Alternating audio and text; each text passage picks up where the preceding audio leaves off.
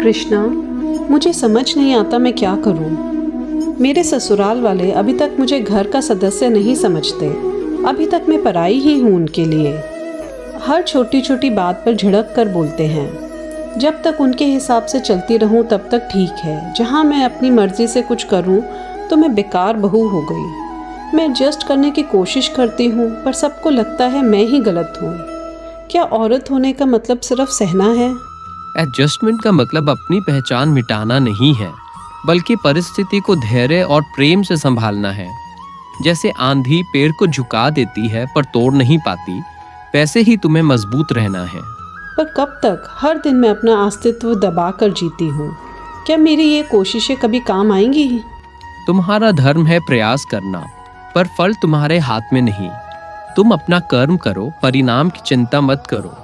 याद रखो, सभी को खुश करना असंभव है। तुम्हारा कर्तव्य है अपना सर्वोत्तम देना। अपनी सीमाएं स्पष्ट करो। अगर कुछ बात तुम पर बार बार थोपी जाए तो प्रेम से कहो, इससे मुझे असुविधा होती है, कृपया समझें। तुम्हारी सच्चाई और ईमानदारी ही तुम्हारा सबसे बड़ा बल है। पर उनके ताने तो दिल तोड़ देते हैं। हमेशा गलती मेरी ही होती है।